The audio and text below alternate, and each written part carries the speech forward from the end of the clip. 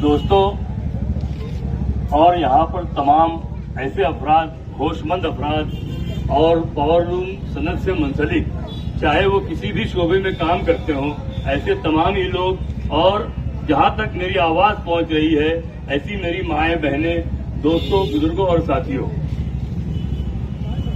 हम लोग मालेगांव शहर राष्ट्रवादी कांग्रेस के बैनर तले मालेगांव शहर में आप तक पहुंचकर अपनी बात रखने के लिए, अपनी बात को आपके कानों तक पहुंचाने के लिए यहां पर आए हैं। ये खयाबान निशात चौक एक ऐसा चौक है जिसने जो शख्स ने यहां पर अपनी कामयाबी दर्ज की, यहां के लोगों ने जिसे सराहा, वो कामयाबी तक पहुंचा और उसने इस शहर के लिए काम करने की कोशिशें की। कुछ लोग उसमें कामयाब हुए, कुछ लोग नाकाम भी हुए।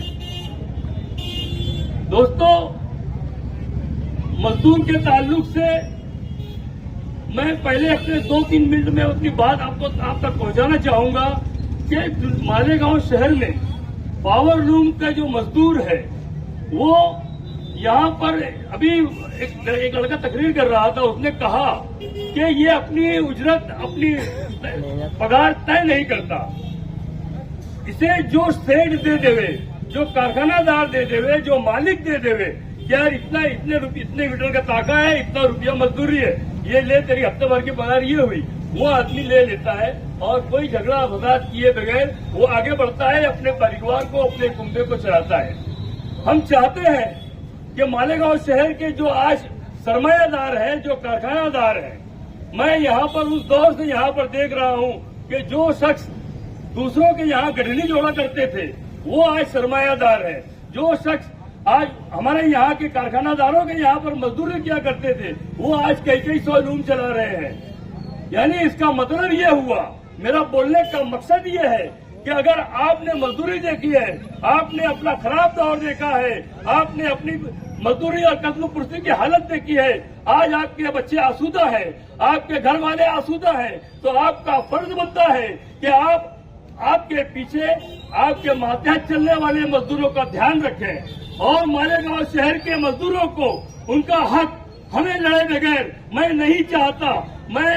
मैंने अल्ताफ भाई से कहा, असलम अंसारी साहब से कहा, मैंने कहा कि हमारे यहाँ के जो कारखानादार है, ये कोई पैदाइशी कारखानादार नहीं है।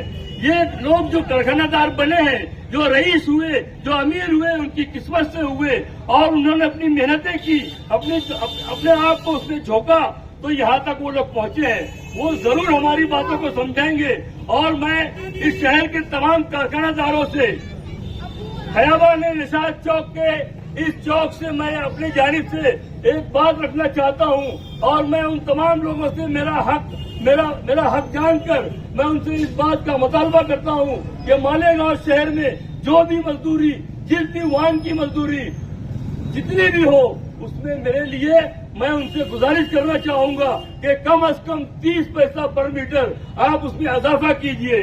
30 पैसा पर मीटर आपके इजाफा करने से आपका कारखाना नहीं बिकेगा, आपको तकलीफ नहीं होगी। जिस तरीके से आपकी कास्टिंग जोड़ी जाती है, उस कास्टिंग में आप ये रकम ऐड कर सकते हैं और वो कास्टिंग जोड़ने के बाद मजदूर को आप उसका हक दे दें, आपको खुशी मिलेगी।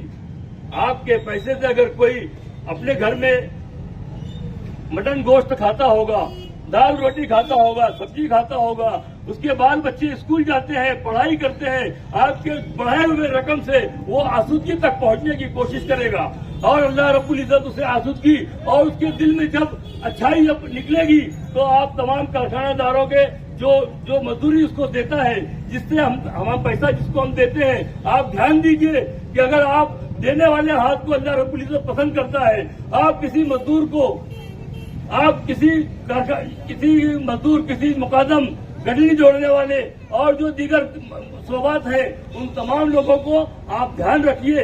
इंशाअल्लाह इस शहर की तरक्की, जो इस शहर की जो तरक्की है, इस शहर की जो रीढ़ है, वो पावरलूम सनत है और हम चाहते हैं कि अफवाम और तफहीम के जरिए आप सोच समझकर इस जानिब तवज्जो देंगे, मेरी बातों की लाज रखेंगे और हमको कोई तहरीक और कोई ऐसे एजिटेशन ना करना पड़े, ऐसे हम रास्ते पर नहीं जाना चाहते, क्योंकि हम तमाम आपस में मिलकर भाई भाई हैं। हम आपस में मिलकर ऐसा रास्ता निकालें, ऐसा रास्ता चुने जैसे हमारे यहाँ सरदारी निजाम हुआ करता था, बैठकर फैसला कर लेते थे और हम तमाम लोग उसको तस्लीम किया करते थे। तो मैं चाहता हूँ कि ऐसा ही इस शहर में हो। अल्ताफ भाई ने कहा कि हम लोग फला लीडर के पास गए, फला लीडर के पास गए और किसी ने हमारी बात नहीं सुनी। तो मैं एक मजदूर का बच्चा हूँ, मेरे वालिद भी लूम चलाया करते थे। मैंने भी बहुत सारे मतलब ने ऐसे हालात देखे हैं और ऐसे उतार वाली जिंदगी देखी है, लेकिन अल्लाह रब्बुल इज्जत ने जब हम आगे बढ़े तो आज हमें आज आसूदा किया, अच्छा किया। लेकिन मैं चाहता हूं कि मालेगांव शहर के मजदूरों को हमारे यहाँ के कारखानादार ध्यान दें और उनकी मजदूरी बढ़ाने के लिए संजीदा हो जाएं और आप आगे बढ़ें। और दोस्तों, दूसरी बात जो मैं आपसे करना चाहता था कि मालेगांव शहर कारपोरेशन का इलेक्शन आने वाला है। यहाँ पर अब तमाम अच्छाई और बुराई के साथ में लोग आपके सामने आने वाले हैं। अच्छाई की बात करने वाले, बुराई की बात करने वाले, सब लोग जो जैसा है वो सामने वाले को अच्छा देखना चाहता है। सामने वाला अच्छा रहना चाहिए। मेरे दामन में कितने दाग है मैं वो देखना नहीं चाहता। तो मैं उनसे ये मुखातबा करना चाहता हूँ कि कुछ लोग ये कह रहे हैं कि मालेगांव शहर में तरक्की की लहर के लिए, लोगों की भलाई के लिए, पढ़े लिखे लोगों को आगे लाने के लिए हमें कामयाब करना। और कुछ लोग तो ठेकेदारी है, तो उन ठेकेदारों की बात ना करते हुए जो लोग ये दावा कर रहे हैं कि हम पढ़े लिखे लोगों को आगे करेंगे, अरे भैया तू खुद पढ़ लेता पहले। जिन लोगों ने इस शहर की दिशा भूल की है, इस शहर की दिशा भूल करने की बात की है, और आज मैं आपसे सवाल करता हूं, मेरा सवाल है और इस सवाल का जवाब आप अपने अपने नेताओं से जरूर पूछना।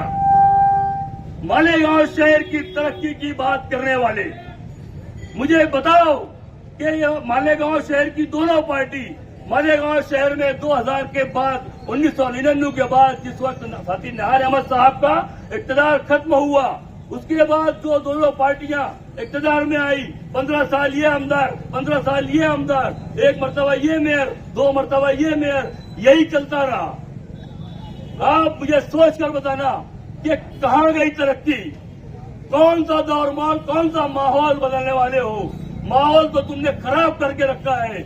मालेगांव शहर के तमाम सरकारी दफातर, मालेगांव शहर का आरटीओ ऑफिस, मालेगांव शहर की रजिस्ट्रार, आज रजिस्ट्रार की ऑफिस मालूम है आपको 3 जगह मुंतकिल कर दी गई। मालेगांव शहर का आरटीओ ऑफिस कहाँ पर है आप जानते हैं? तेहरा भेज दिया गया। मालेगांव शहर की नुमाइंदगी करने वाले, आप उनसे पूछो, आप उनसे मालूमात लो कि आपने कौन सी तरक्की की, अब और कौन सी तरक्की करने वाले हो, अब और हमें कितना बाहर जाना पड़ेगा।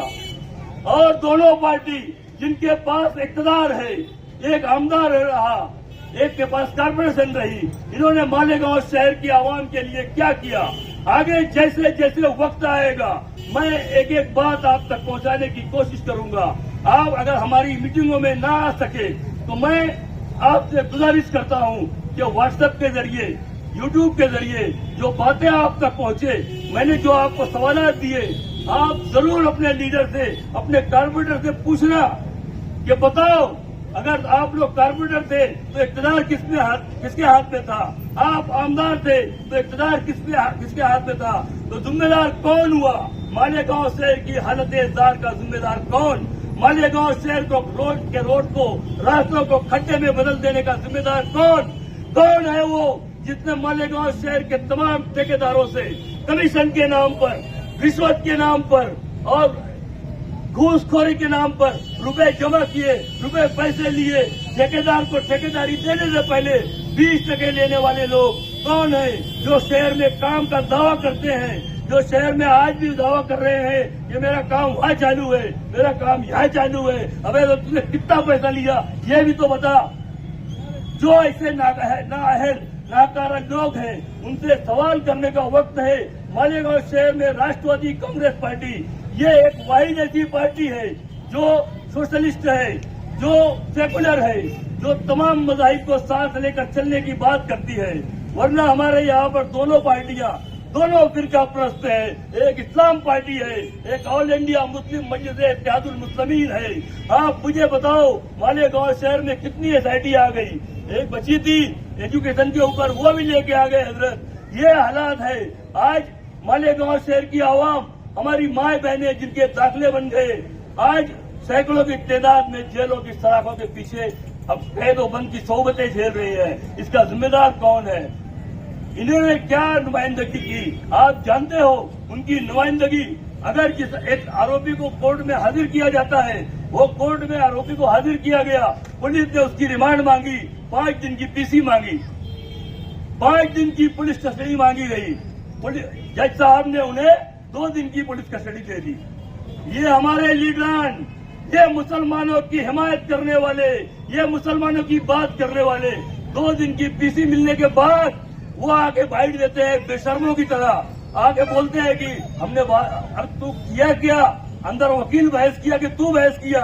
अंदर वकील बहस करता, अंदर वकील बात करता है। जब 2 दिन की पीसी मिल गई, ये तो खराबी है ना। ये तो जेल में जाना है ना, चाहे 1 दिन की पीसी मिले, चाहे 2 दिन की पीसी मिले। इन्होंने जो शहर के जो नौजवान बुजुर्ग, मेरी माए बहनें जो कैदो बंद की सोबतें झेल रही हैं, ये ऐसा गुनाह नहीं था, ये ऐसा गुनाह नहीं है। मेरा दावा है कि ये जो गुनाह हुआ, बोगस जो जन्म दाखिले की जो बात है, बोगस जन्म दाखिले का जो मामला है, उसमें सिर्फ अगर आपने गलत डॉक्यूमेंट दिए, गलत डॉक्यूमेंट देने के बाद आपका जन्म दाखिला बन गया, उस जन्म दाखिला बन जाने के बाद अगर आपको तहसीलदार को ऐसा लगा कि आपने बोगस डॉक्यूमेंट दे दिए, कोई गलत डॉक्यूमेंट देने के बाद, तो वो तहसीलदार को पावर है कि आपका जन्म दाखिला रद्द कर देवे और 1000 रुपया फाइन लगा देवे। लेकिन मालेगांव शहर के इन कायदों ने, इन नाम नेहाद लीडरों ने कुछ नहीं किया सिवाय मालेगांव शहर की आवाम का इस्तेसाल करने के, बयानात देने के और उसको मालेगांव शहर को पसमानदगी में डालने के लिए ये तमाम कामकाज किए गए। मैं आपसे उम्मीद करता हूं कि आप हमारे साथ जुड़े, राष्ट्रवादी कांग्रेस पार्टी के साथ जुड़े। और ये पार्टी सेकुलर पार्टी है।